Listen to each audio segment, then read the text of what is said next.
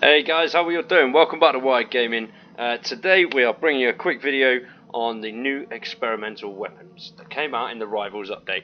I have spent too many hours, way too many hours, trying to get these weapons, and it's all worth it though. They are wicked, they are so much fun. So what we're going to do is just go through them, explain what their effects are, what they do, and then we're going to show you some combat with them, with each individual weapon. I thought we'd come to the F082 experimental site.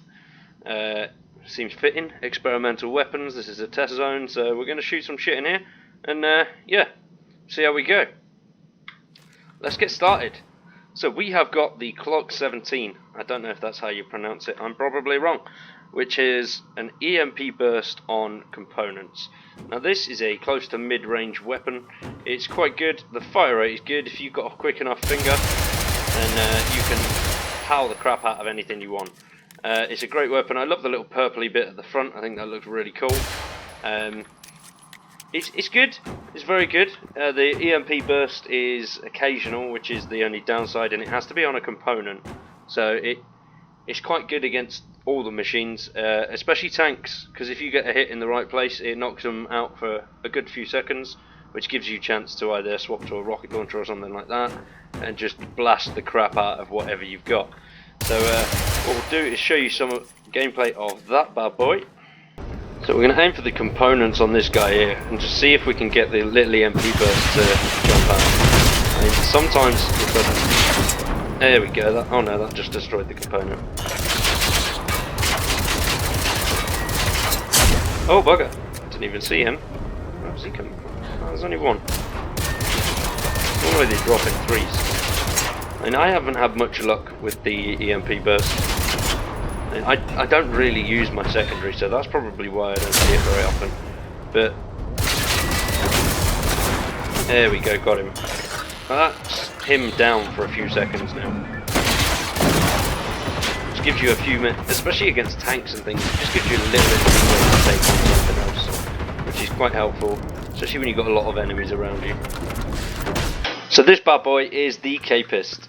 It is a great weapon, and how it works is it's got an overdrive function, which you change through the fire selector, and basically it ups your fire rate. Now how it works is it starts off standard, and then as you go further down the magazine, it speeds up. Now this is I'd say close to mid-range weapon. And that's standard. The recoil is quite controllable, which is nice. It's easy. Let's show you the overdrive function. We'll aim at that little fire and just watch this go. It's mainly got vertical recoil, which is quite good. It's easy to control. There you go. If you heard that little whirring up there, I'll show you again. I'll just be quiet. If you listen closely, you can hear the magazine, well, you can hear it start to like whistle up as it gets towards the end of the mag. I think this is a really cool gun. This is one of my favourites. It's so effective at close range, and as you can see, when you're not aiming down the sights, the spread is virtually nothing for something with such a high fire rate, which I think is really cool. So now we got the Kapus. Overdrive is on. Let's go. It annihilates the runners. It's great. You get close enough, you're virtually unstoppable. Only downside, like I said earlier on, is ridiculous. But you dealt with those guys so quickly, I just took them down. Let's see what it does against. Take his components down. And oh, don't you stamp on me, young man. Someone's going to have to have it. He's dropped his little mates there as well.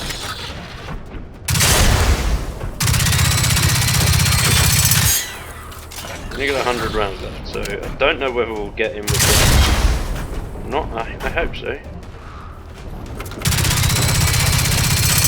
I'm trying to get his box. Knock that bad boy off, they don't like it. And I think, yeah, I've disabled his weapons already.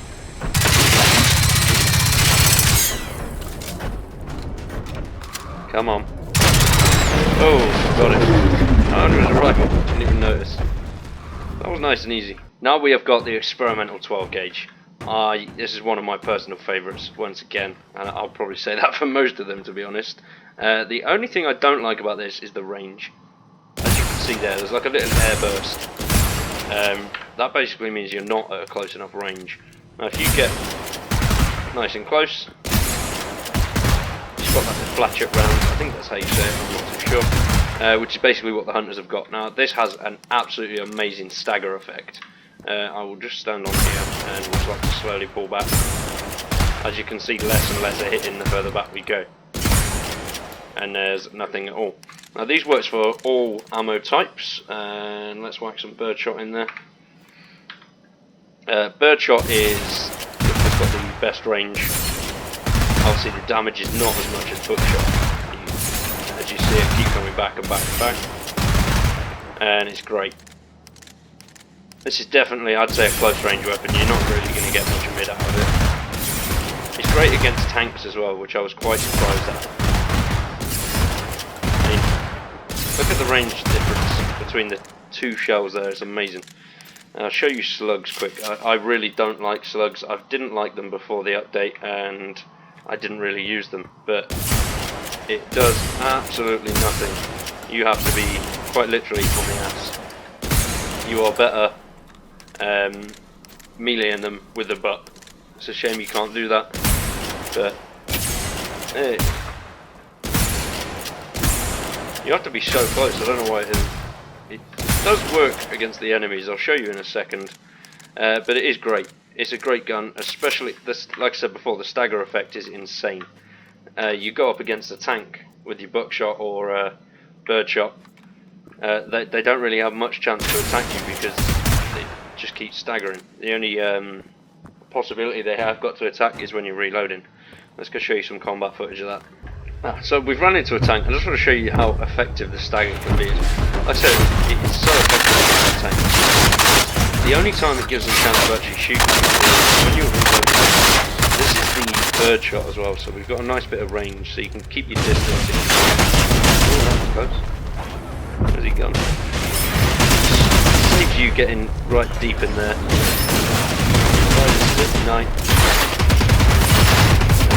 Oh, there we go. Quite. I haven't found it very effective against the tips, I will say that. You have to wait till it's really close for it to actually do anything. Now we got some bird shots, we're just going to get a little closer. And see, it's not even kicked in yet, we've got to be a lot closer than that. You see the stagger there taking effect. It knocks him backwards, so the only chance he's actually got to open fire on you is when you're reloading. So it's really effective. I find it most effective against tanks. Hunters and that's great, but tanks are, yeah, just knocks them out, knocks them off their feet a little bit. It does quite a bit of component damage as well, but I just tend to aim straight at the face. Come around this circle. Right, now we got the slugs, which not my favourite at all. I mean, you see how close you have to get. We're not even getting there. You have to be right underneath him. So it's really not that effective against tanks. It's better off against runners and things like that. You can get nice and close to them without doing too much. As you see there, it's stamping. So, better idea not to use the slugs against tanks. We have got the experimental AG4. This is a beastie weapon. This is definitely a mid to long range weapon, and the effect on this is incendiary rounds.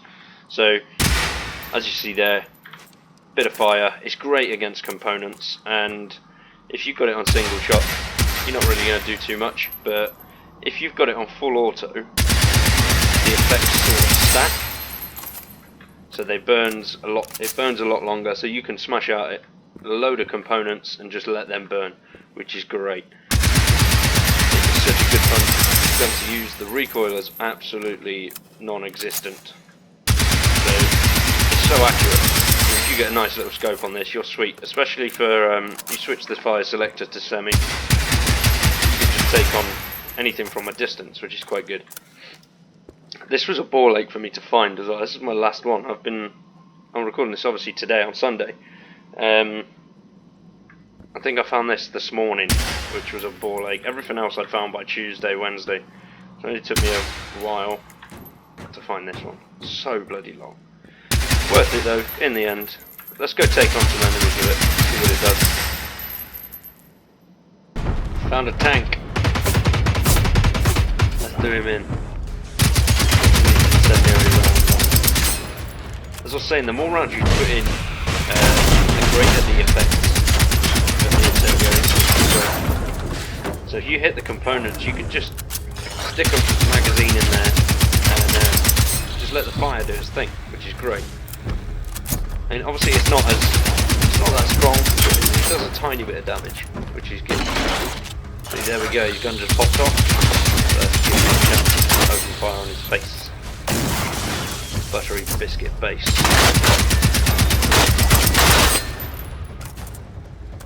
See, if you just put 1 or 2 rounds in, the impact is not as heavy as it would be emptying a full mag in. Leave his guns on fire. That should render him through. Well, how is he? He hasn't got a. You guys saw that, right? He hasn't got a machine gun. How did he do that? He's getting angry now. He's getting very angry. Taking his weapons away.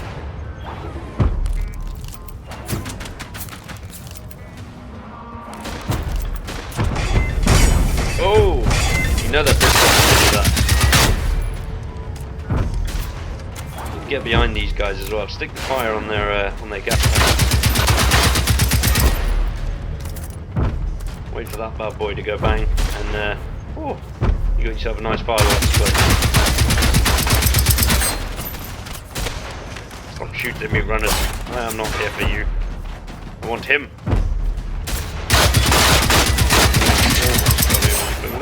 Oh no, we're going to go down, I think. No, we're not. Yeah, we are. Bollocks. But anyway, we can get back up. Let's get back up and kill him. Finish him off. Finish him. I don't always tend to go for components either. I just willy-nilly. Which is great for things like snipers and stuff like that. But this is much more effective against the components. And we got him. Didn't even use that many rounds. I think it was about 200, 250. So, ammo wise, it's quite good. I'm using armor piercing rounds on this as well, because I love armor piercing 5.56. Beast. Now we've got the bad boy, the Experimental GRG. This is insane. It basically fires 2 rockets. Now, the blast radius is mental, so if you've got a tank or something like that, or maybe even a harvester, you know they have the pack of runners that go with them, you smack the harvester with this bad boy, it's going to take out some of the runners as well if they're close enough. And this works at mid to long range. You don't want to be too close because the blast radius is ridiculous. It's so overpowered, but I'm not going to complain, it's great against enemies. Look at the scorch mark, it's quite cool. I never noticed that it did that. Scorch the whole walls up, baby. It's such a good fun gun to use as well. The only downside that I found with this is obviously the reload time. You've got 2 shells you're reloading into there now, so. But it is great against even smaller packs of enemies. If they're all bundled up somewhere and you get the drop on them, drop one of these shells in there, they're done for. It's great.